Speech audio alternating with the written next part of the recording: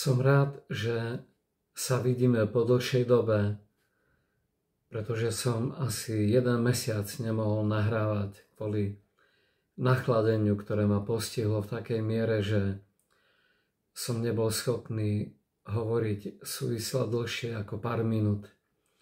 A ešte aj teraz cítim na plúcach a na hrdle také kolísanie, ale dúfam, že to všetko dopadne dobre a že po mesiaci nahrám konečne nové video, lebo si veľmi želám povzbudiť vašu vieru aj svoju v očakávaní na Pánov príchod. Apoštol Pavel nám povedal jedno hlboké tajomstvo v čase, kedy umieral.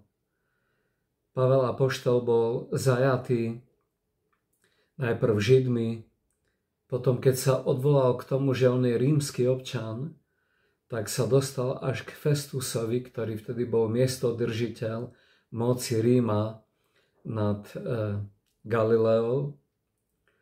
No a pri jeho súde sa apoštol Pavel odvolal na to, že sa odvoláva na cisára. A cisárom vtedy bol Nero. No a keď to počul Festus a poradil sa so svojimi radcami, čo majú robiť, či majú Pavla oslobodiť, pustiť ho, alebo keď sa teda odvolal na Nera, či to majú riešiť takým spôsobom, že ho pošlú do Ríma, tak usúdili, že bude lepšie, keď Pavel pôjde do Ríma. Pavel na tej ceste zažil stroskotanie lodi a zachránil ich malý ostrov Malta. Tam pobýval nejaké 3 mesiace a potom sa inou loďou preplavil až do Ríma. A v Ríme bol 2 roky v domácom väzení. Bol vlastne v súkromnom dome, kde namiesto náramku na nohe, ako je tomu dnes, mali väzni jedného rímskeho vojaka, strážca. Bol to strážca pri dverách. Aby Pavel nemohol nikam chodiť.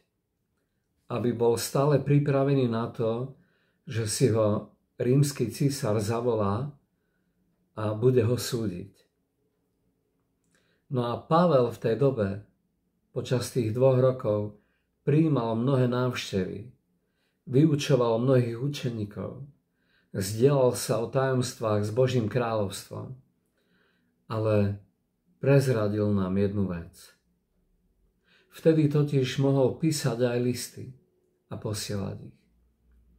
A jeden z jeho posledných listov, ktoré napísal, bol list pre Timotea, ktorého nazýval ako keby to bol jeho syn.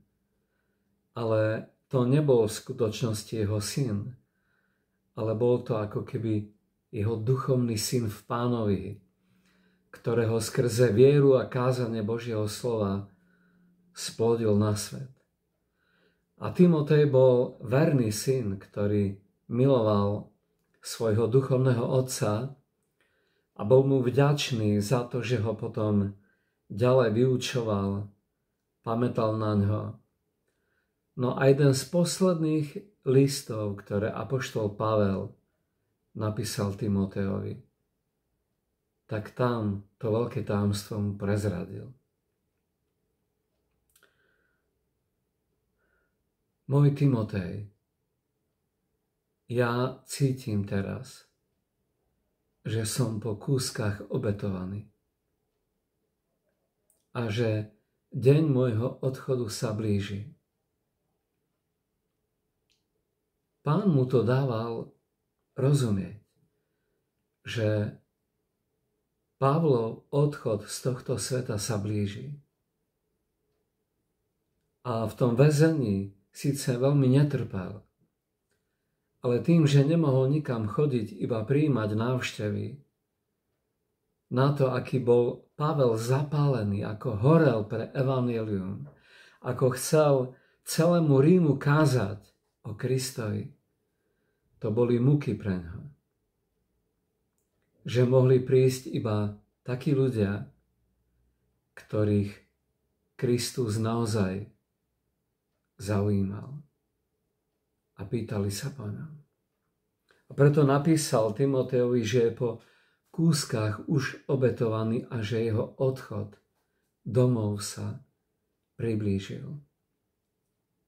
Predtým do Filip písal list, kde hovoril o tom, že smrť je preňho zisk,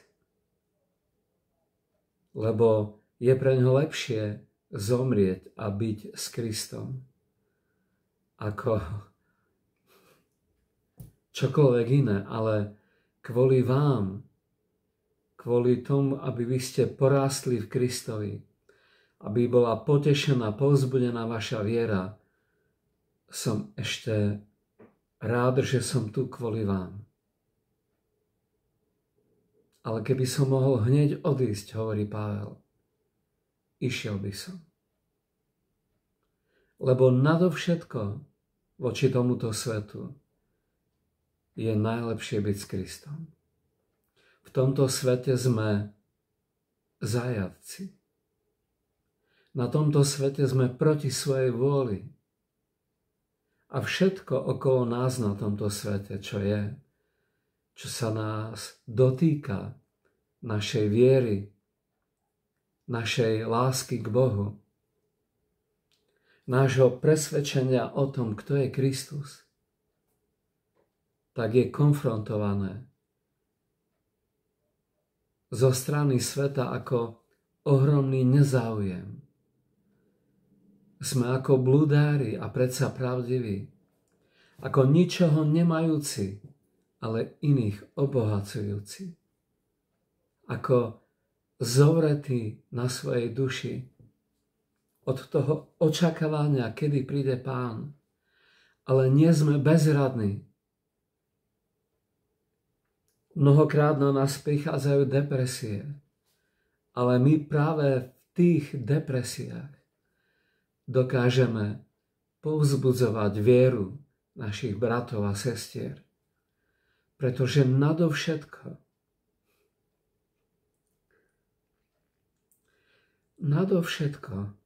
v tej našej hlinenej nádobe, tak keď sa rozbije a keď sa jedného dňa úplne rozbije, tak zasvieti Kristus. Lebo ten poklad, ktorým on je, máme v hlinenej nádobe. Mnohokrát, keď sa na nás dívajú ľudia, ani to nevidia. Lebo čo by mohla hlina skrývať? Aké vlastníctvo vekov môže byť prikryté hlinou?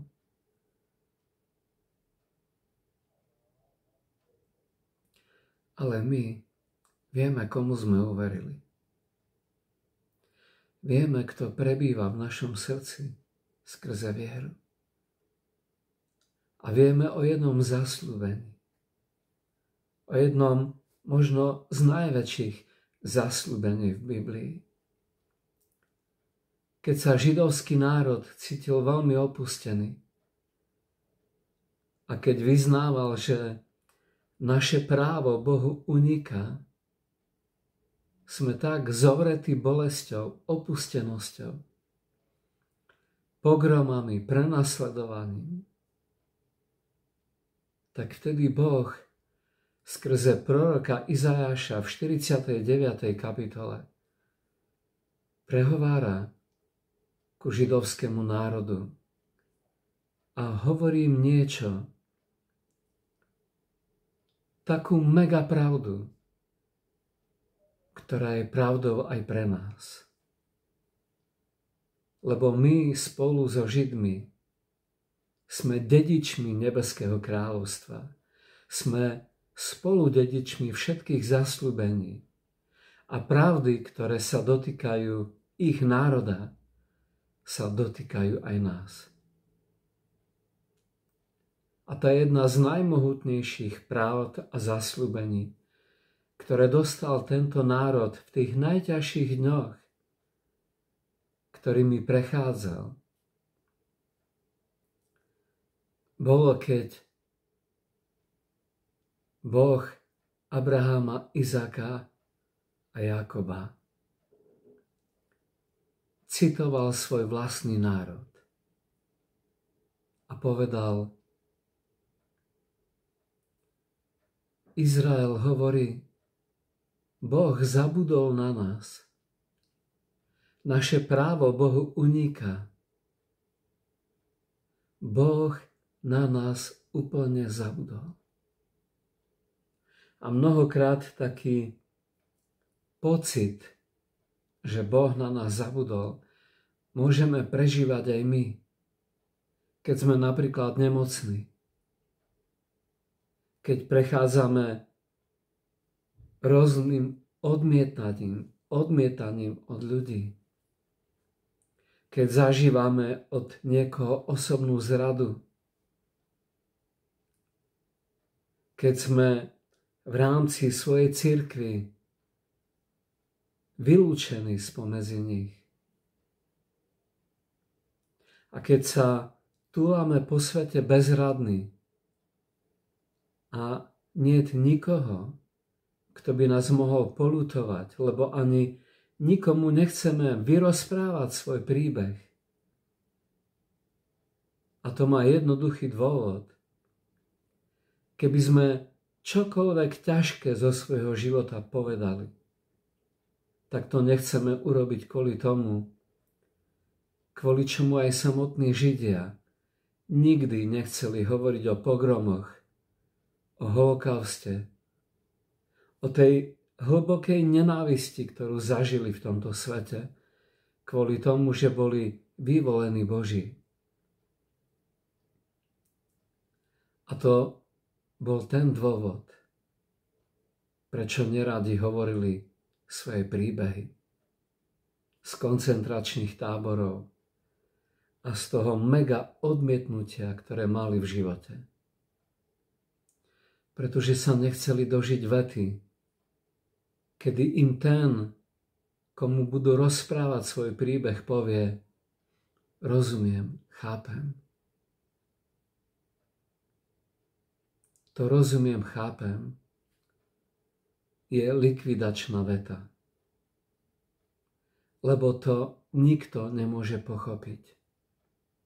Nikto tomu nemôže rozumieť, iba ten, kto tým prejde osobne. Kto to zažije na vlastnom srdci. To je neprenosné. A preto ľudia, ktorí prechádzajú ťažkými vecami, sa veľmi nerádi zdieľajú s tou bolesťou, ktorou prešli vo svojom živote.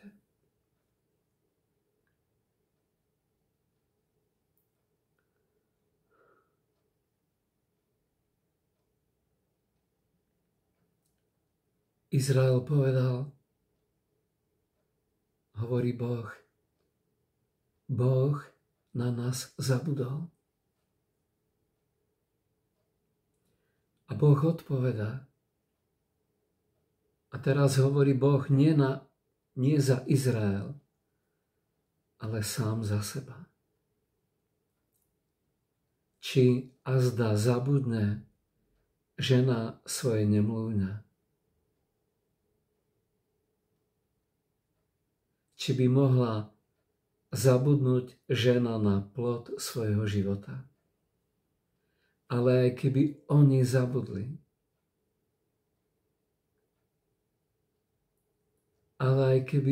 zabudli, ja ťa nikdy nezabudnem, lebo hľa, na svojich dlaniach som ťa vyril.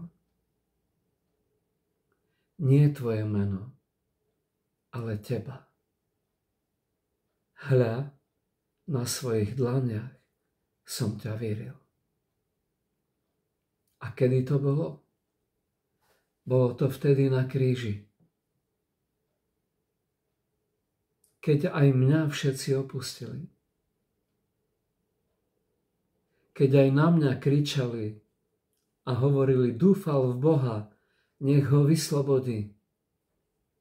Iným pomáhal, sám sebe nevie pomôcť. Nože zostup z kríža a uveríme ti. Ale Pán Ježiš pozdvihol svoje oči k Otcovi a povedal, môj Oče, prečo si ma opustil? Povedal to podobne ako Izrael. Náš Bože, prečo si na nás zabudol? To koľkokrát aj my nosíme vo svojom srdci a nezabudol na mňa Boh. Pamätá ešte na mňa.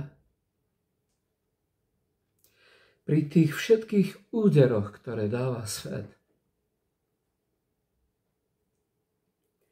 je skoro nemožné toto nepovedať.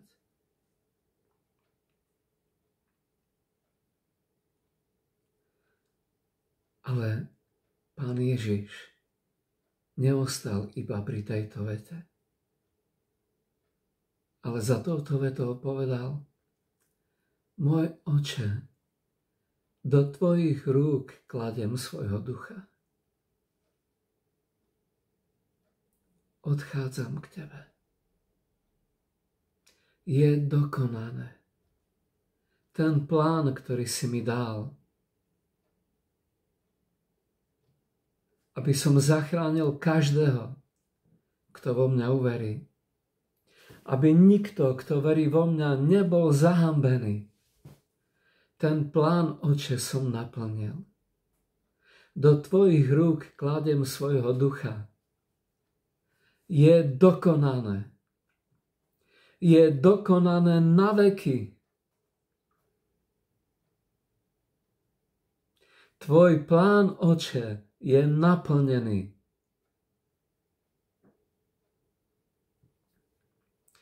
A toto je naša nádej. Toto je zmysel našej viery. To je dôvod, prečo dnes veríme v Krista. A nemôžeme prestať veriť. Lebo kam by sme šli? Kto iný má slova večného života?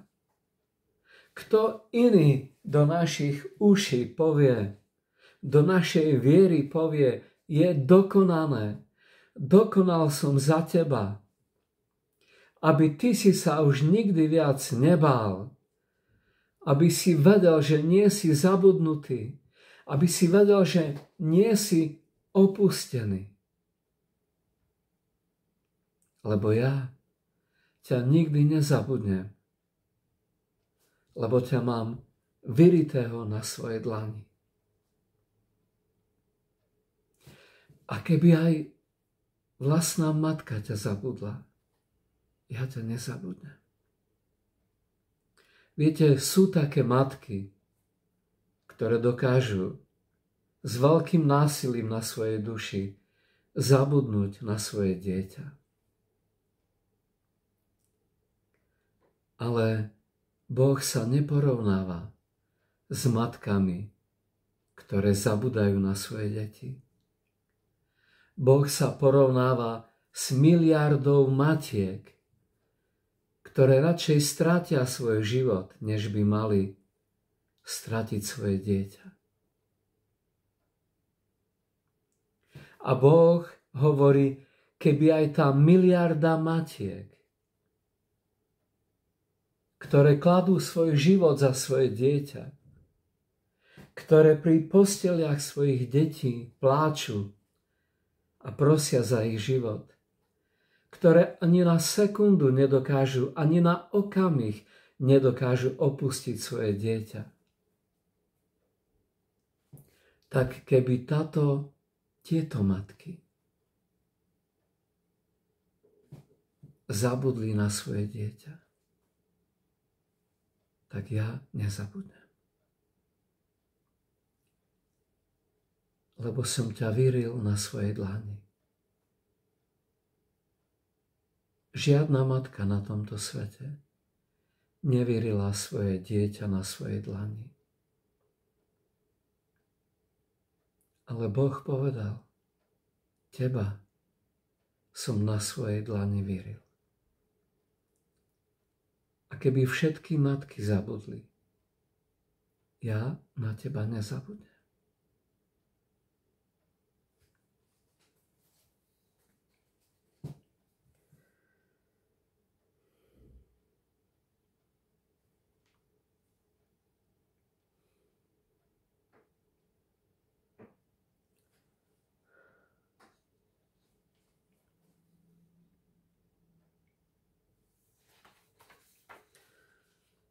Židom 11. kapitola, 1. verš, hovorí o tom, že viera je podstata toho, na čo sa človek spolieha.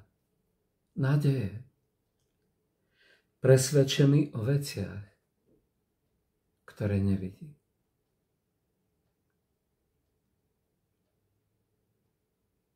A preto má naša viera niekedy problém veriť veciam, o ktorých sme iba presvedčení, ale ktoré nevidíme. Boh to všetko skryl do viery a povedal, ak chceš ísť za mnou, musíš mi veriť. A byť presvedčený o veciach, ktoré nielen ty nevidíš, ale ani nikto iný ich nevidí. Je to viera pre klub presvedčených. Keby sme mohli povedať, kto je cirkev, o čom je cirkev, tak by sme povedali jednou vetou, cirkev je klub presvedčených ľudí, ktorí sú presvedčení o tom, že Kristus zomrel za ich hriechy a vstal z mŕtvych pre ich ospravedlnenie. Oni to síce nikdy nevideli, iba o tom počuli, ale sú o tom tak presvedčení, ako keby to videli. Lebo ich viera je dôkazom ich presvedčenia. Ich viera je podstatou toho, na čo sa vo svojom živote spoliehajú, hoci to nevidia. Lebo v tej istej viere dostali svedectvo o tom, že Boh ich miluje, naši starší predkovia. Vierou rozumieme, píše Pavel, že sú veky ustrojené slovom Božím. Áno i tomu, že nie z viditeľných vecí povstalo to, čo vidíme. Vierou doniesol Abel Bohu väčšiu obeť ako Kain, ktorou to vierou dostal svedectvo, že je spravodlivý. Keď svedčí Boh pri jeho daroch a v tejto viere zomiera a ešte hovorí.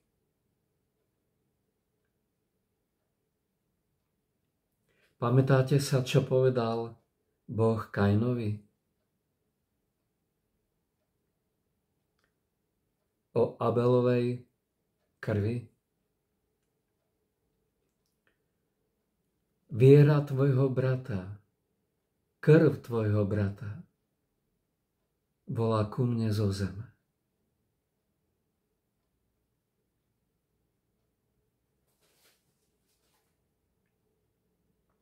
Vierou bol Enoch prenesený, aby nevidel smrti. A nenašli ho. Prečo? Lebo bol vytržený, vychvátený, prenesený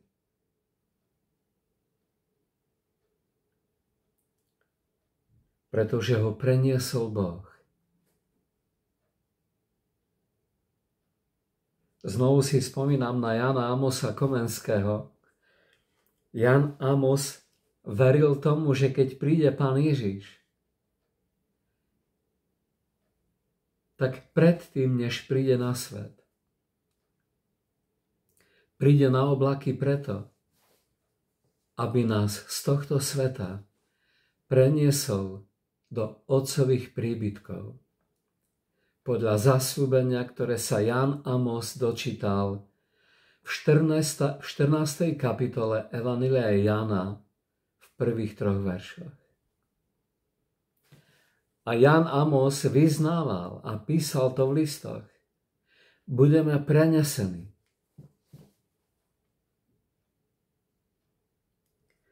Vierou bol takto Enoch prenesený, aby nevidel smrti. A nenašli ho, pretože ho preniesol Boh.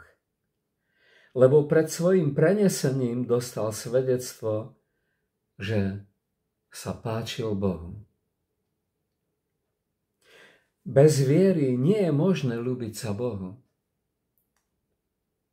Lebo ten, kto prichádza k Bohu, musí veriť, že Boh je a že tým, ktorí ho snažne hľadajú, on odpláca. Bez viery nie je možné ľúbiť sa Bohu ani vtedy, keď sme zdrvení. Ani vtedy, keď nám niečo chýba. Ani vtedy, keď sme malomyselní. Ani keď na nás doľahajú depresie. Ani keď strácame, keď sme zrádzaní. Keď sme opustení všetkými. Bez viery nemôžeme ísť ďalej. Na neveru, to znamená na stav, kedy ako keby máme legitímne právo neveriť.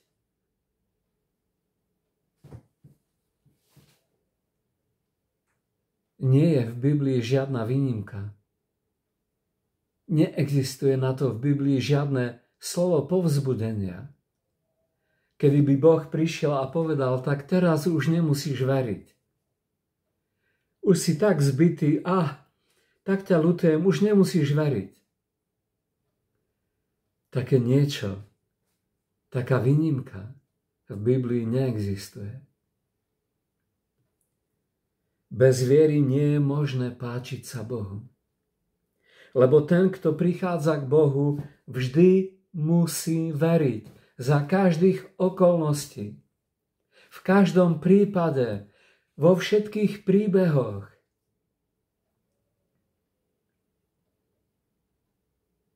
A vtedy, keď je nám ťažko, vtedy najviac. Nesmierne.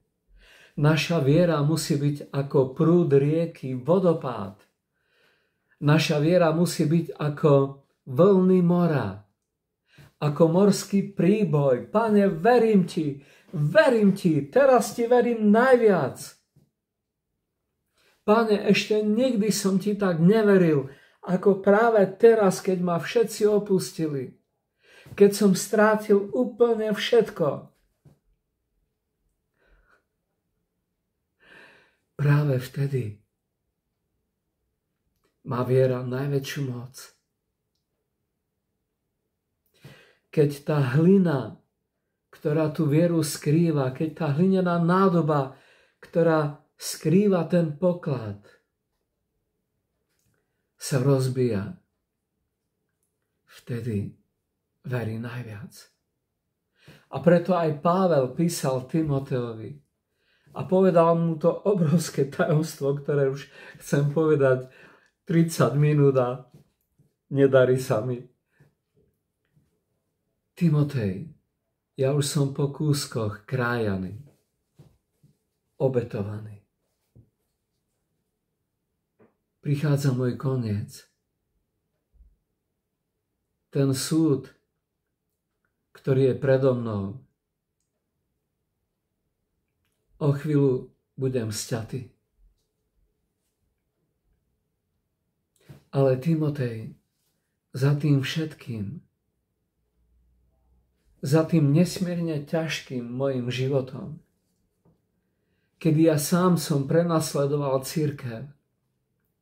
A potom, keď sa mi pri Damašku zjavil Pán, nikto to nevidel, ale ja som z toho oslepol. Pán mi potom vrátil zrak, ale prechádzal som toľkým súžením, toľkým prenasledovaním, toľkým kameňovaním, že som niekedy pochyboval ešte aj o vlastnom živote. A toto všetko, Timotej, za tým všetkým mojim životom, kedy som bol palicovaný, kameňovaný, bitý, za tým všetkým, Timotej, mi je odložená koruna života. Koruna slávy, koruna spravodlivosti. Timotej, ale nie len mne, nie len mne.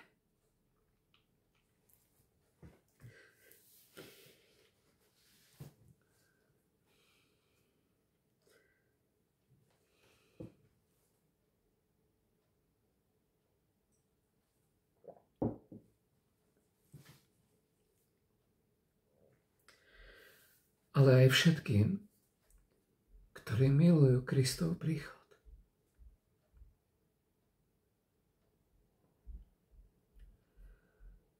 Všetkým.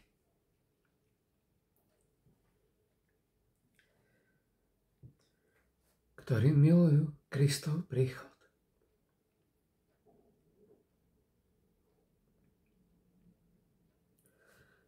Oni budú robiť chyby. Oni budú prechádzať ťažkými vecami. Oni budú narážať o mantinely sveta, ktorý tomu nerozumie. Ktorý to považuje za vrcholné bláznostvo. Oni budú bláznami pre meno Ježíš. A keď ho budú očakávať, že príde v tomto veku, budú bláznami aj v očiach cirkvi. Mnohých denominácií.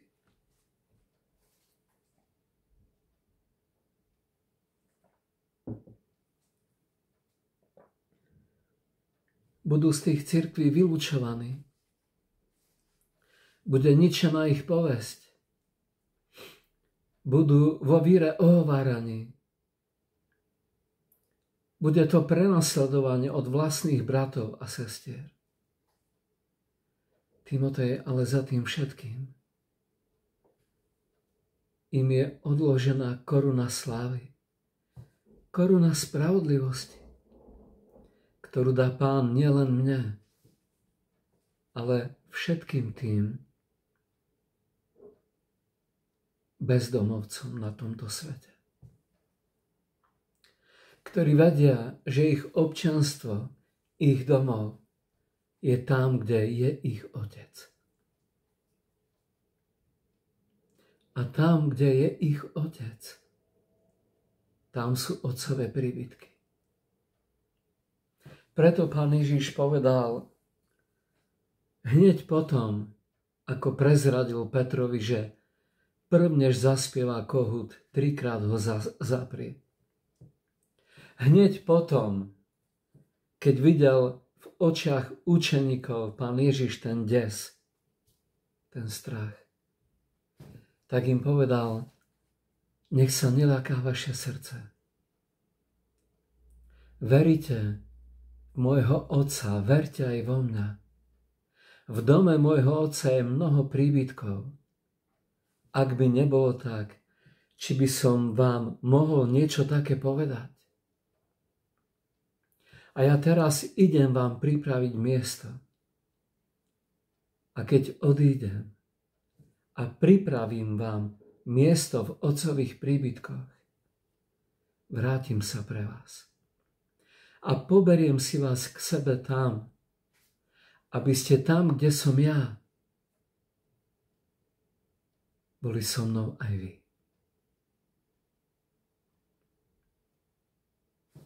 To je tá koruna slávy, ktorú má Pán Ježiš pripravenú pre apoštola Pavla a nielen pre ňo. Pre všetkých apoštolov a aj pre nás.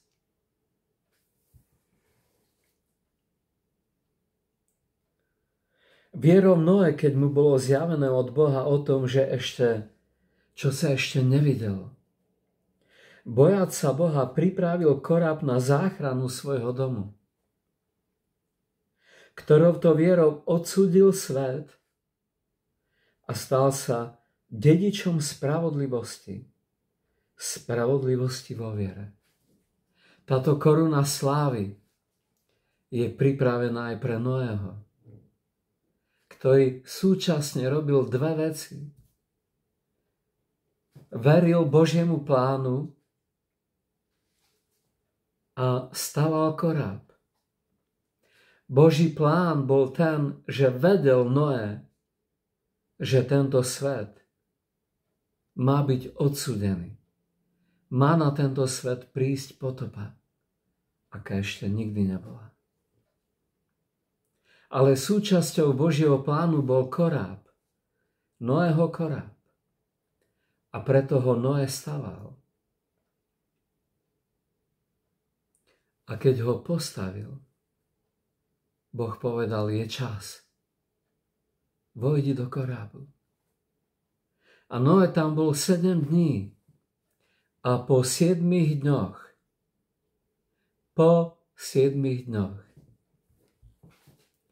keď vo vnútri toho korábu bol Noé s celou rodinou,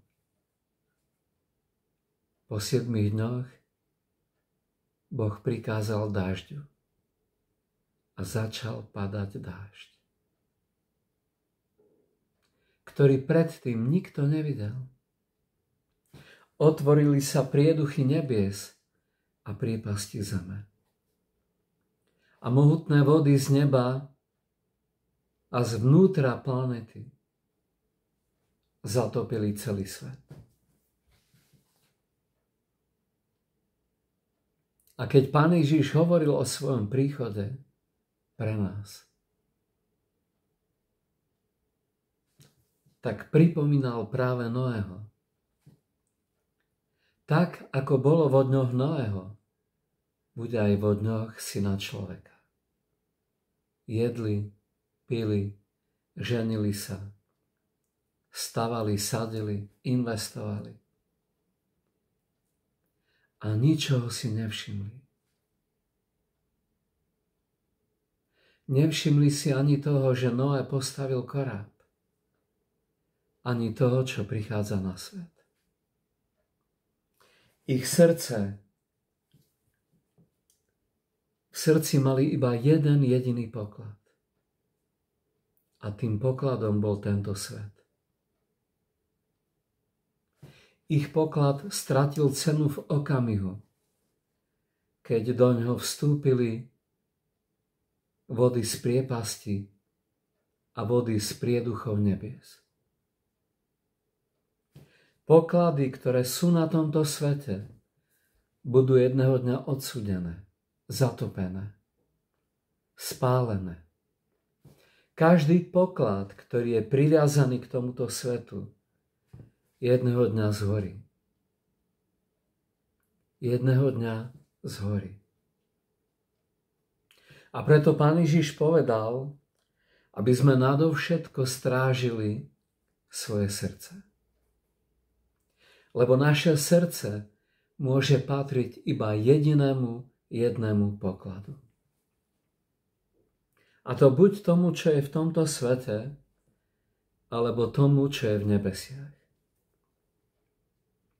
A preto Pán Ježiš povedal, predávajte svoj majetok, rozdávajte ho a robte si poklady v nebi.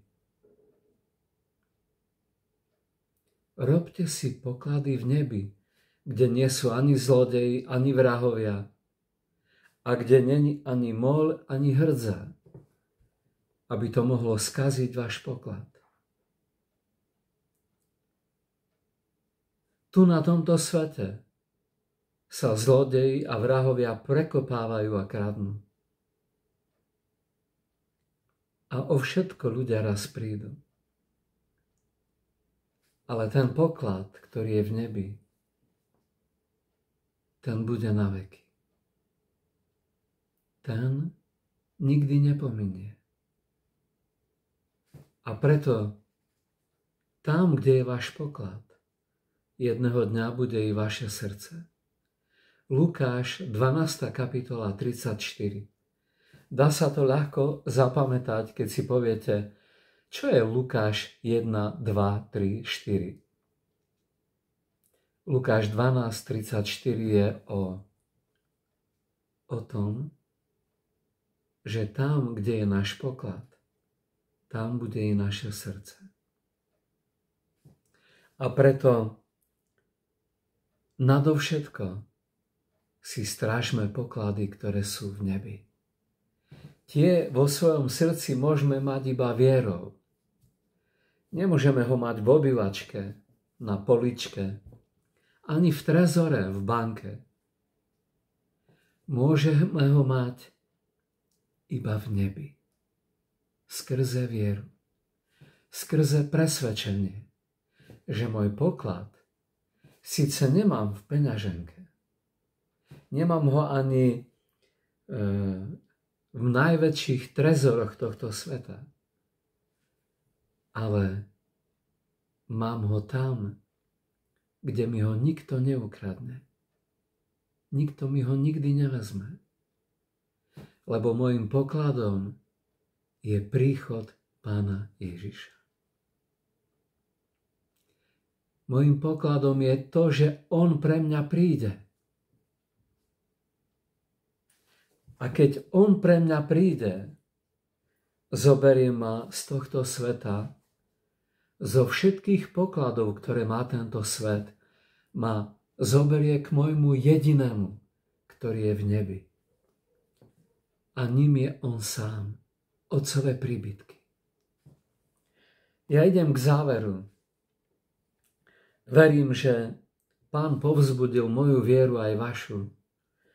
A moja manželka Sonička ma prosila, aby som prečítal jeden messenger z WhatsAppu. Jednu správu, ktorú mi napísal jeden môj vzácny priateľ, Pavel. A ja ho teraz prečítam aj s mojou odpoveďou. A bude to niečo, čím skončím toto video. Bratče Sergej,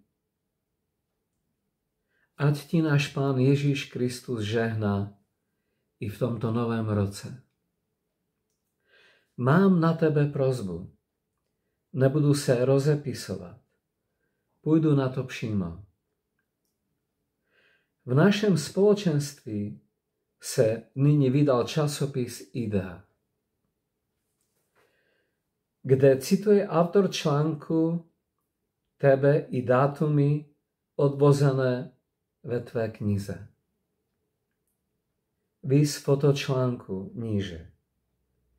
Jelikož jsem přijal od bratří, kteří byli moji duchovní otcové učení o vytržení, například od pastora Stanislava Kačmarčíka, bratra Santária, bratří Pavla Bubika i Rudka Bubika a dalších. A všichni vědí, že se snažím tě obhajovat. Každé ráno se i za tebe modlím. Tak se někteří obracejí na mne, abych jim vysvětlil tento článek. Proto tě moc prosím o tvoji reakci, ať mohu reagovat. A teraz ten článok, ktorý mi poslal ako fotku, Přijď, Pane Ježíši, má název. Není pozdě na takový apel. To už čítam ten článok v tom časopise Idea. Není pozdě na takový apel. když je letošní advent s malým povinným očekávaním Ježíše nenavratně za nami? Není pozdě na takový apel Príď, Pane Ježíši, když je advent za námi? Prožíváme čas Vánoc, kdy si připomínáme nejen inkarnaci Boha do člověka, ale také a neméně zaslíbení obětovného návratu krále. Ano, ale prozatím jsme se paruzie, to je vychvátenie, návratu Ježíše Krista pro církev a jejího uchvácení do nebes nedočkali. V adventním kázání občas problesklo to, že se na příchod Ježíša Krista, že na príchod Ježíša Krista čekáme.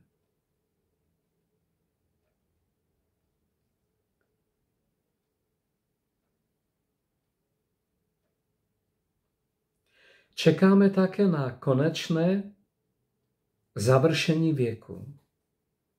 Ale jak to dělat správně?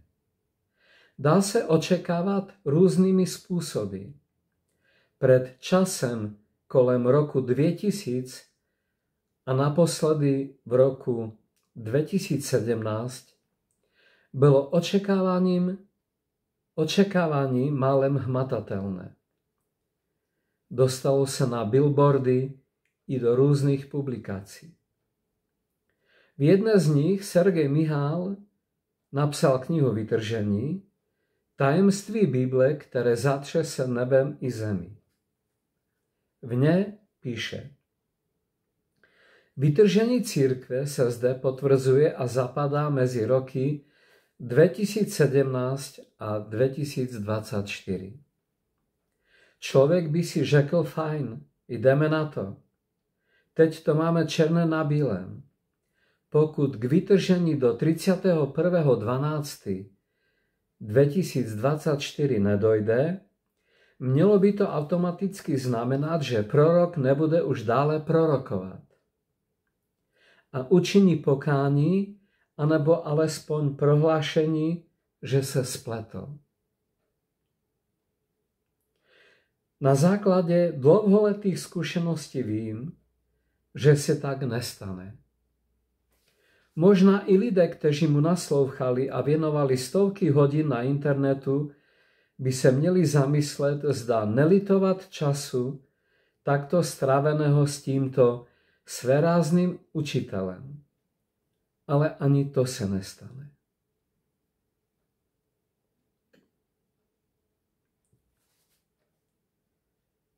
Tak co uděláme s tímto prorokem?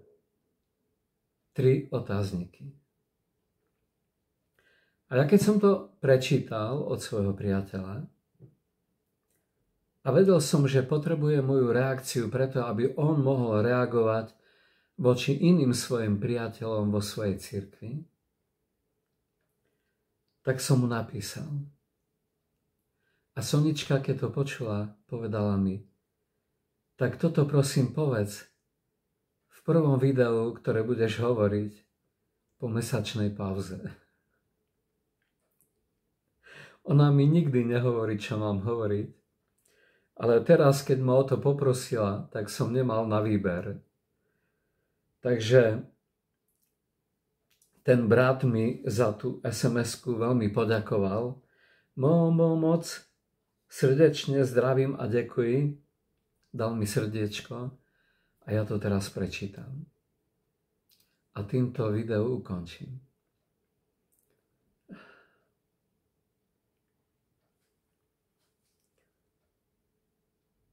Ten pán brat hovorí o niečom a má smelosť napádať to, čo nikdy precízne nečítal.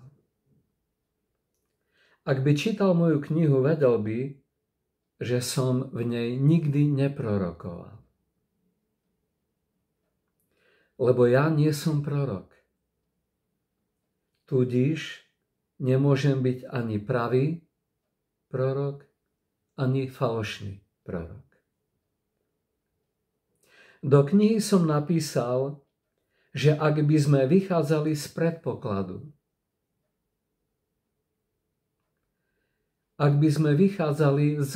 predpokladu,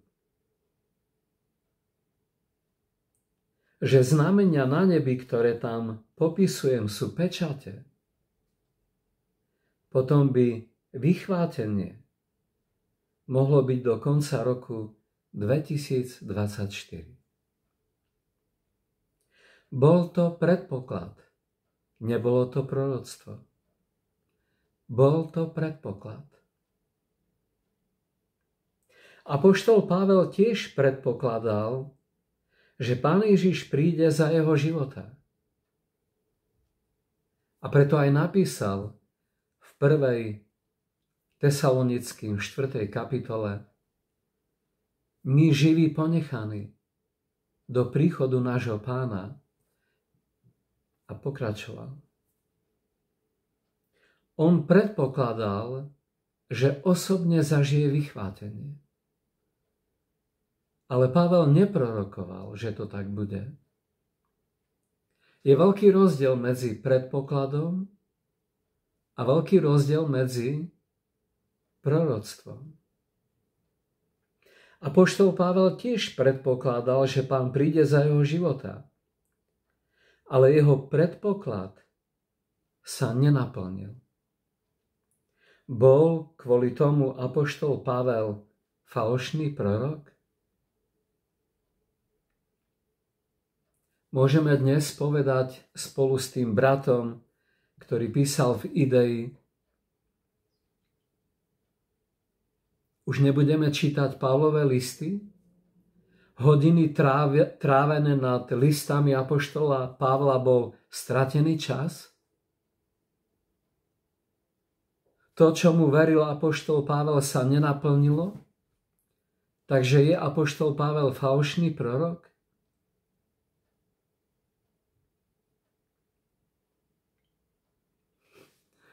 To som tam teraz nenapísal, čo teraz poviem, ale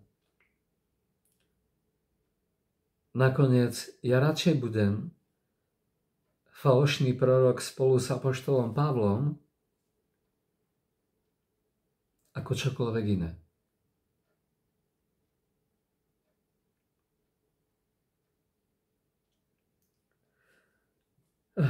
Potom som napísal trošku feferónovú poznámku, a inak ja mám zakázané feferóny jesť.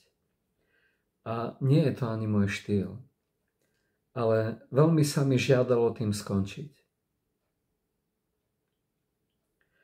Tým všetkým hrdinom, ktorí dnes vedia, že Pán neprišiel do roku 2024,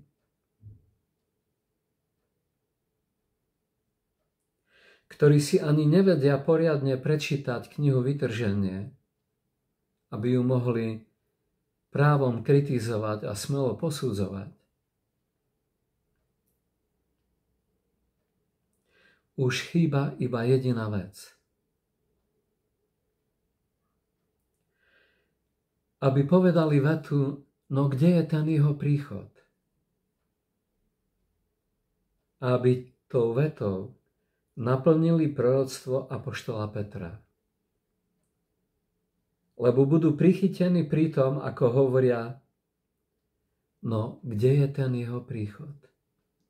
A o tom písal apoštol Peter, že to bude znamením posledných dní. Ľudia nám budú hovoriť: no kde je ten jeho príchod? A prečo nám to budú hovoriť?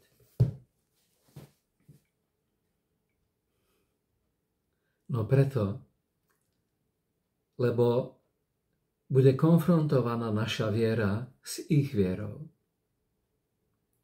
Oni neverili, že Pán príde, a my áno. A Pán neprišiel. Tak preto majú právo dnes hovoriť: no kde je ten jeho príchod? Ale my my, keď to počujeme, tak nám pribúda ďalšie znamenie, prečo budeme očakávať Pána celým srdcom v tomto roku. Lebo ja verím, že aj keď neprišiel Pán do roku 2024, tak až tak veľmi sme sa nezmýlili. Prečo? Lebo máme najväčšie znamenie, aké nám Pán mohol dať o skonaní tohto veku a o pokolení, ktoré keď toto uvidí, nepominie, až Pán naozaj príde. Najväčšie znamenie toho, že naše vychvátenie je pred dvermi, je znovuzrodenie štátu Izrael v 48. roku.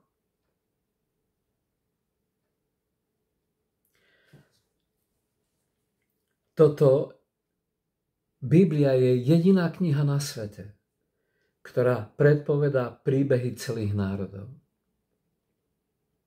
Veľmi presná kniha a jej proroctvá sú dohľadateľné a overiteľné. A pri tom všetkom nám zjavuje presnú budúcnosť sveta. Proroci Izraela predpovedali, že predtým, než príde koniec nášho veku, tak sa stane to, že Izrael ako národ bude navrátený do zeme svojich otcov. Národ, ktorý sa narodí za jeden jediný deň. Toto prorokoval Izájaš v roku 740 pred našim letopočtom. Že jedného dňa sa narodí národ za jeden deň. A vtedy to bude znamenie vekov o tom, že prichádza ich Mesiáš. A Pán Ježíš, keď myslel na pučanie figovníka, ktorým je Izrael, povedal: Amen vám hovorím, že nepominie toto pokolenie, dokiaľ sa všetko nestane. Veľké opätovné zhromaždenie Židov do ich historickej vlasti. Po tom, čo boli takmer 1900 rokov rozptýlení. V roku 135 cisár Hadrián vyhnal Židov z ich vlasti a premenoval ich zem na Palestínu, aby sa zabudlo na meno a na zem Izraela. Krajina pustla a chladla po stáročia a bola totálne opustená. Ale Abraham mal zasľúbenie.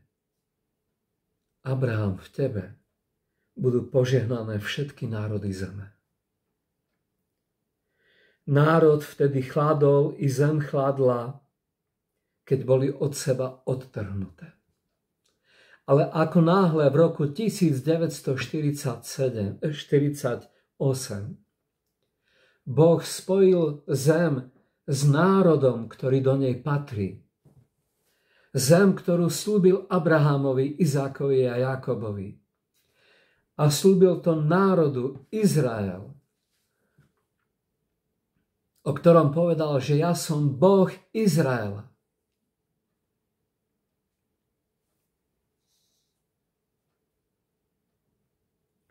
Tak zrazu táto zem skvitla.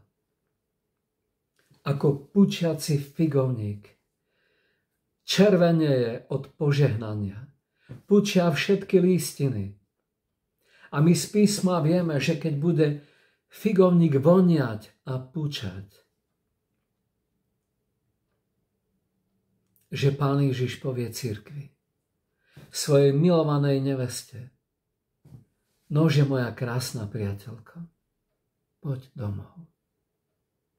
Lebo figovník už púšťa listie.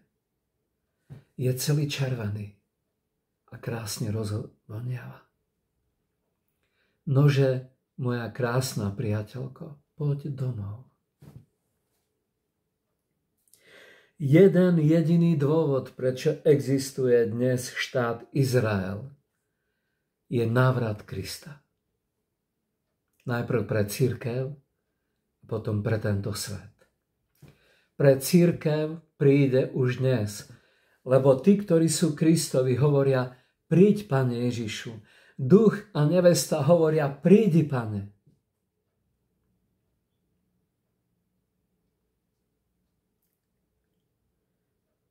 Ale na tento svet Pán Ježiš príde až vtedy, keď národ, s ktorým je spojený Kristov návrat, na svojom území v Jeruzaleme bude kričať to isté, čo dnes cirkev: prídi, Pane Ježišu. A vtedy on príde. On bol vyhnaný. Ani vy, ani ja nikdy neprídeme na miesto, z ktorého nás vyhnali, keď nás nebudú prosiť, aby sme prišli. Prečo? Riskovali by sme to, že nás vyženú znova. Ale keď ten národ učiní pokánie a bude plakať nad tým, koho prebodli, a uveria v Krista a budú prosiť: prídi, Pane Ježišu.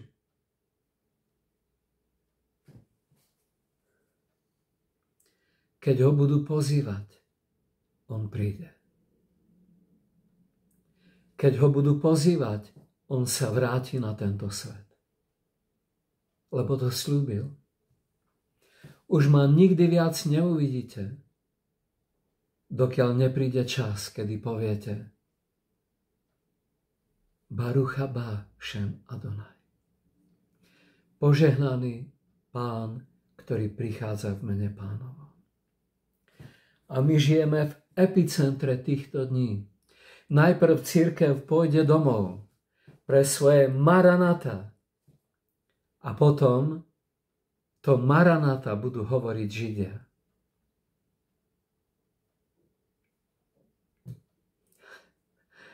Maranata, Maranata, Maranata.